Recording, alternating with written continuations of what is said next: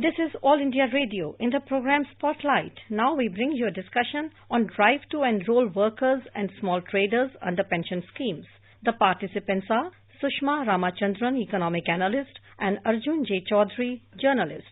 Where we discuss about the Pension Week launched by under the Prime Minister Shram Yogi Mandhan Yojana, which is primarily a pension scheme for the unorganized sector. Sushma ji, let's begin by asking you about what does the word pension mean, for that matter. What is an annuity? Who can apply for the scheme? Well, of course, a pension is basically the remuneration that an individual gets after putting in a certain number of years in employment. And after that, as you said, an annuity. It's a monthly remuneration that is paid out to him. And it is largely funded from contributions that the individual himself has made gradually over the years, and very often a contribution either from the employer or in many cases from the government. In India, we have this kind of system. And of course, Arjun, we must not forget that we are also talking about the two pension schemes which have been launched recently by the government. One is the one that you mentioned, and the other is the National Pension Scheme for Traders and Self-Employed, which also is meant for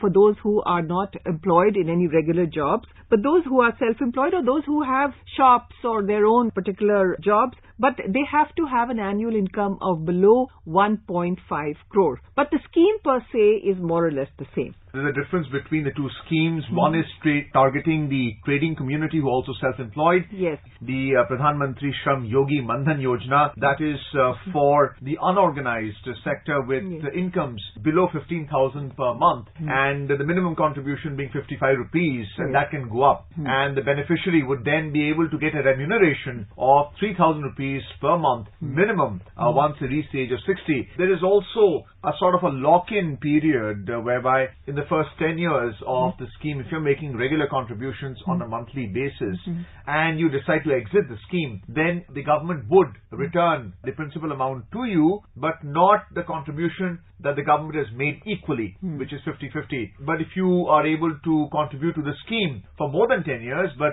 before you reach the age of 60, then of course the government is able to provide you with a rate of interest as well, which is according to a certain benchmark. How do you see the target being met for 1 crore people? I think it's a target, but I think that there should be some flexibility in that, because the government has just launched this drive. They have launched what is known as Pension Week as of November 30th. And under this Pension Week, they are trying to ensure that the maximum number of people, both in the unorganized sector as well as in the retail sector covered by both schemes, can be covered by, because there's a lack of awareness about these schemes. They have been launched only recently. The first one, the Shram Yogi Mandhan scheme, was launched only in February. The latest one, the National Pension Scheme for Traders and Self-Employed, was launched only in September, and hence there is quite a lack of awareness among the public.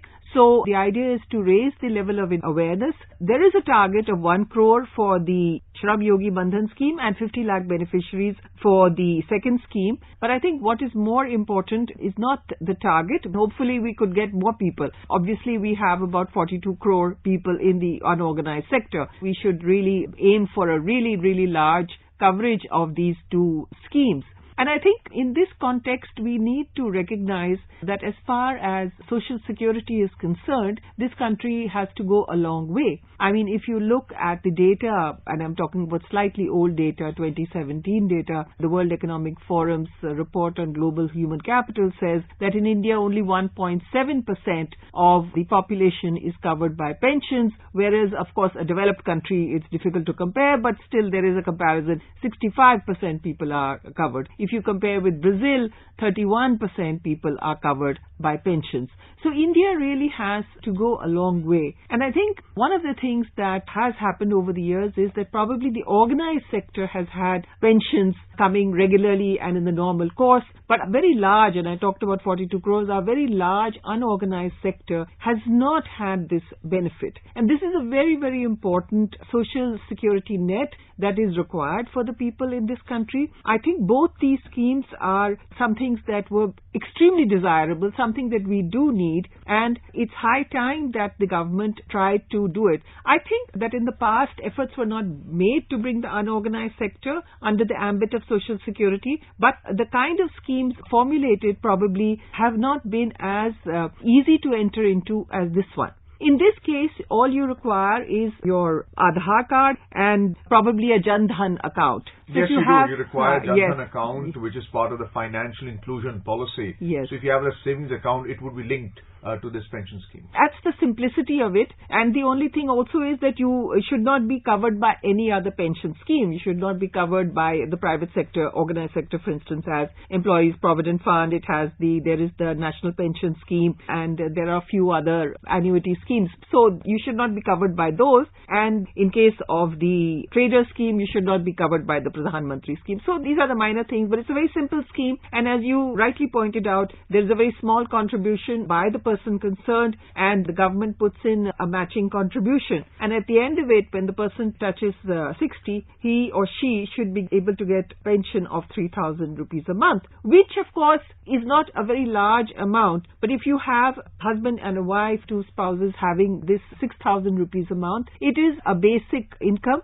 which hopefully over the years could perhaps be expanded. But that's the minimum remuneration that you get under this particular scheme. This is the minimum remuneration. As I said, this is something that is very much desirable, and we really need to, when I talked about the data, we have very few people covered by Social Security. One of the things that the government is now coming out with is a Social Security code. And I think as part of the Social Security code, they are trying to cover the population by all kinds of benefits, that is maternity benefits and health and insurance and all sorts of things. And one of these, again, is pension. So, and you know, all these benefits will also not just cover people who have a regular income or who have regular jobs, or those even self-employed we are talking about, but also people in what is known as the gig economy. We are not talking about the gig economy, that is people who work for contracts for a short period of time, temporary workers, and there are many more people like that in urban areas especially. If you look at landless laborers who are going to in the farming sector in different states, you know, we don't call it gig economy, but it's really a form of the gig economy because they're working for a very temporary kind of a period and then they come back and they don't have any income. So this kind of work, this is also where you need a social security net. And the Social Security Code, hopefully, is aiming to lay down regulations and guidelines for this. So the Social Security Code is similar to the Social Security number that we see in developed countries whenever they have create a Social Security net under an annuity scheme. Right now you have the Labour Ministry which is working in tandem with the Pension Department to ensure that there is maximum coverage. You also have these common service centres all across the country, the acronym being CSC, with 3.13 lakh common service centres across the country to service applications for this pension scheme right now. So you feel that with the legal awareness being made right now, people being made aware of how they can be included further into the financial services industry, the target would be met. I think it would be wonderful if the target is met, and I think the government is making a concerted effort to cover people who are, for instance, you have people covered by Ayushman Bharat, but Ayushman Bharat is for health, and if you cover them by the pension scheme, that would be a great thing. We have what is known as these auxiliary medical personnel in the rural areas called the ASHA workers. And so like that, you have a whole range of beneficiaries under other schemes, and those who are identified by the government for other services. And these are the people who can be brought under the net more easily because they have an Aadhaar card, they have a Jan Dhan card, but they probably are not covered by any other pension scheme. And this will give them some amount of, security for the future, because it is in the future, it is in the old age. And given our demographics, we have to think that as India is aging, the population is aging, we have to think of the security of these people, so that while they are working, they don't have the tension and the stress of worrying about the fact that when we grow older, we are not going to have any financial support. So as I said, I really cannot underscore how important both these schemes are. So you have the age group of 18 to 40 years if you want to apply for this scheme. And the central government who would be contributing equally to any contributions you make financially. Suppose you put in 100 rupees, they'll also put in 100 rupees to that scheme. So there'll be a pension card, a pension account where the pool of money is created, they would be invested, and that will allow them to create this annuity and remunerate the beneficiary when they reach the age of 60. The central government has actually worked out a partnership, an alliance between the Labour Ministry and the Ministry of Electronics and IT, and they're what's called as the E-Governance Services Limited, which is a special purpose vehicle. And in this age of digitization, they hope that through their approach, they will be able to reach so many applicants who would then turn into beneficiaries under the scheme. I think as the country is becoming more and more a digital economy, I think that is the way, that is the outreach that is required. And I think you have to link that to probably other data, the fact that India is one of the fastest growing markets for mobile phones. And it is going to be through mobile phones that we are going to reach people, especially in your rural areas. And that's where the target of at least the Shram Yogi Mandhan Yojana is.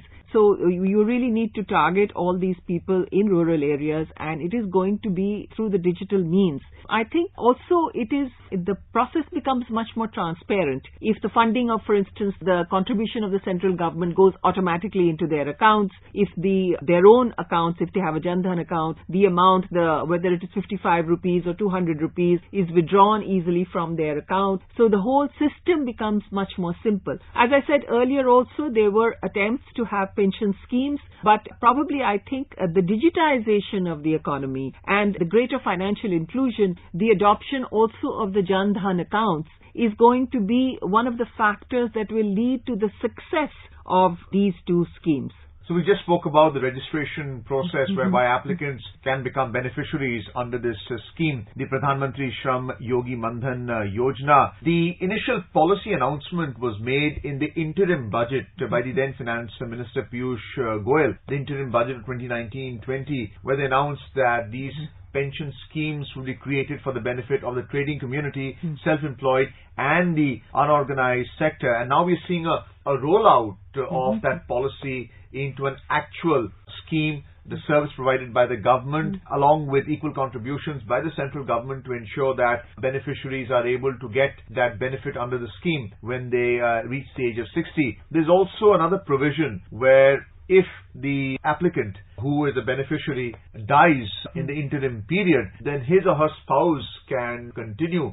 Don't you think that this pension scheme is actually a reflection of the pension scheme that has been so successfully run for the government servants of this country? Yes, in fact, the central government scheme has been extremely successful. And as I pointed out earlier, it has been in the past basically government servants, whether it is central government or state government, who have got the benefit of pensions and lifelong employment. In fact, one of the reasons that there is such a big demand for government jobs is because of the pension scheme. The fact that, of course, not only that you have assured employment lifelong, but at the end of it you get a pension, so that your entire life you are financially stable. So that is one of the major issues, and I think this adoption of this element of the scheme, I think, provides some kind of a cushion or a support to the person who goes for it, that, even if I am not there, then my dependents can benefit from the provisions of this scheme. Thank you so much, Sushma. You are listening to a discussion on drive to enroll workers and small traders under pension schemes.